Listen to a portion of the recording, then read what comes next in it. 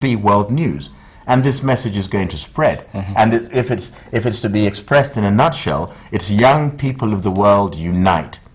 Beyond, and you know, maybe when we have Wazimba as a legitimate tool which is recognized worldwide, then perhaps Tonee can come back, Sylvia can come back and say, please sir, madam, you know, please can we say something about what's happening?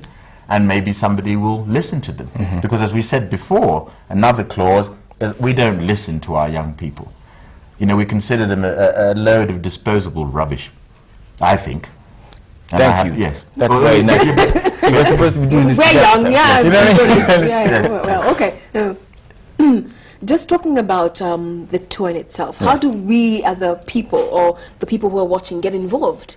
Well, because we know the basis of it, to travel around and to get common ground, talk, share ideas.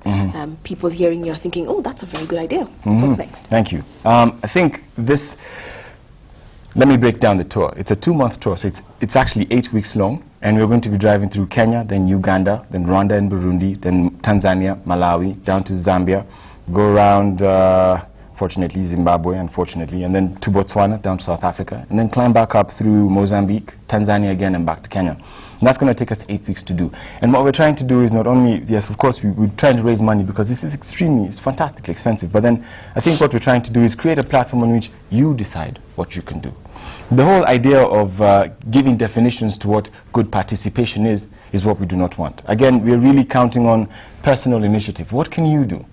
If you're going to go for a trip from here to South Africa and back over a period of 2 months, where you have 7 young people in 2 cars, what can you think they would need? Very many organizations have been very, very kind enough to give us health, for example. Resolution Health has covered us in terms of our health insurance and whatnot. Okay. Yeah, you know what I mean. And then we're getting also Resolution Health.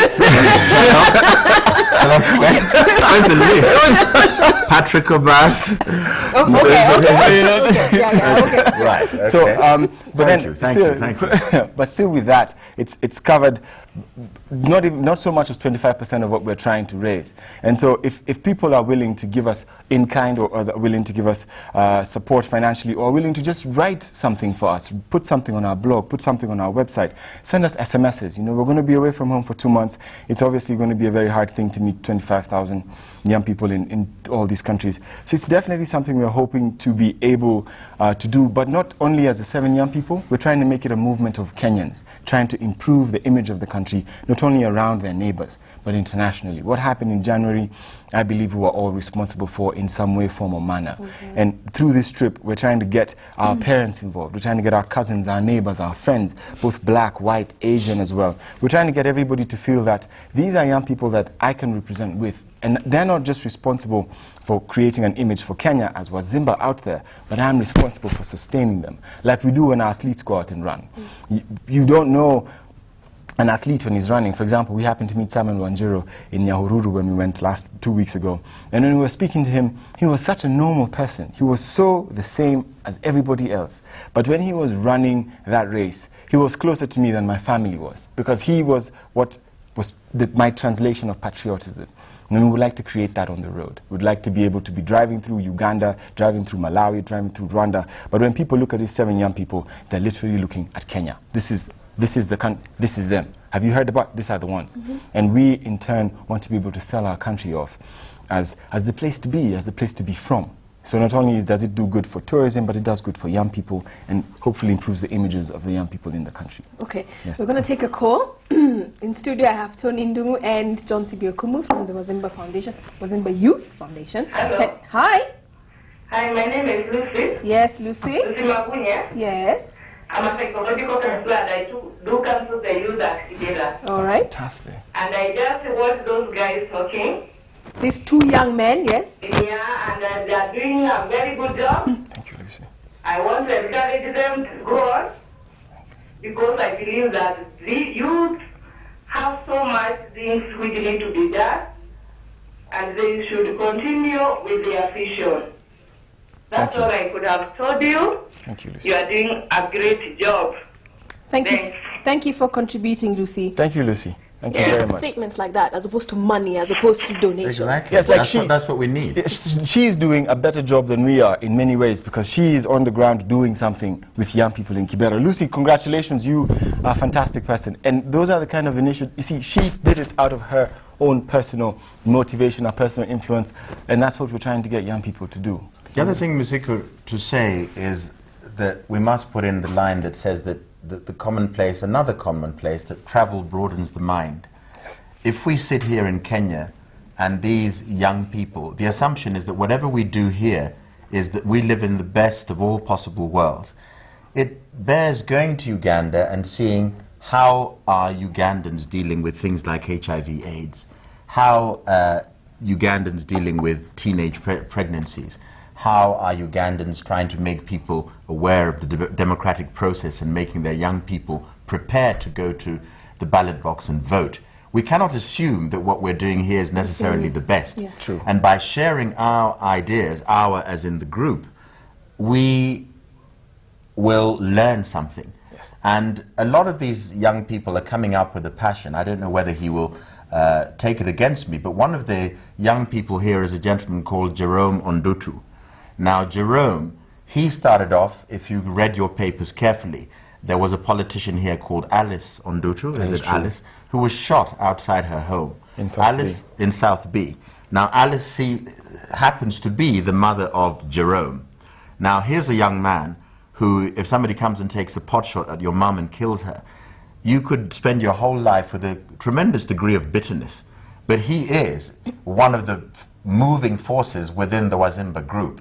And he's saying, let me forget, let me heal, let me move on, and let me make sure that the kind of climate that led to this happening won't happen again. That's true. Again, an admirable impulse. It's not, let's get rich quick.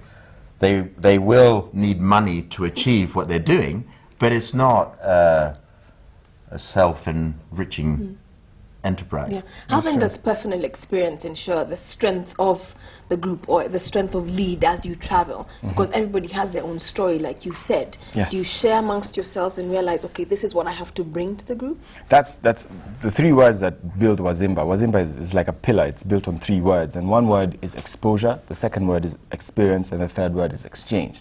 And exposure basically means whatever it is you've learned in your life.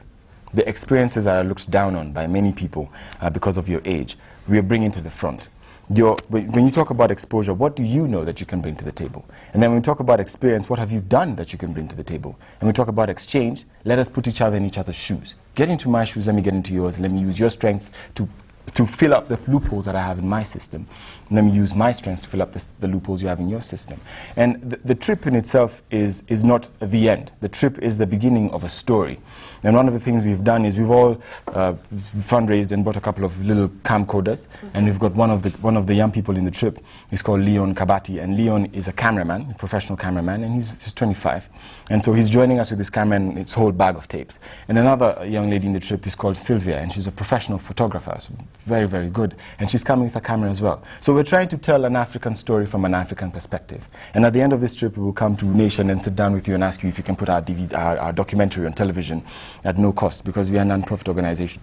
And ask John to talk to you about it on the side. But then, seriously, what we're trying to suggest that they'll say no. I haven't even said anything. At no cost. I haven't said anything. Said at no cost. You didn't like that. Okay, we're running out of time, but as we wind up, you said the youth are not listened to, yeah? Yes. And this is an initiative that is bound to help. It's bound to create an avenue where people can discuss, and great things can come out of it. Yes. Fine, you're documenting it in fantastic ways with technology, Yes. What will make us listen? Or what will make people say, okay, that's different, I like that, I understand that.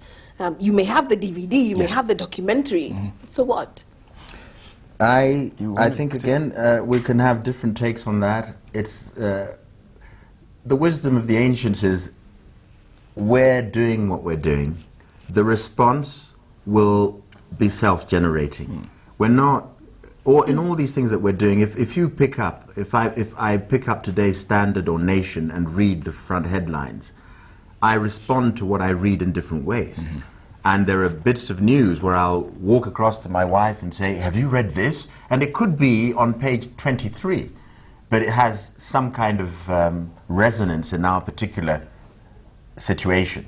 So we are not setting out by this particular process, by this project, to change the world entirely and have the message that's going to obviate any other message that's gone through. That is true. But we're going to put, you know, the old Gandhi-esque quote about the sea is very salty. Old Gandhi said, he said lots of things. The sea is very, very salty. But if you could imagine to put in a teaspoonful of sugar, you make it less so.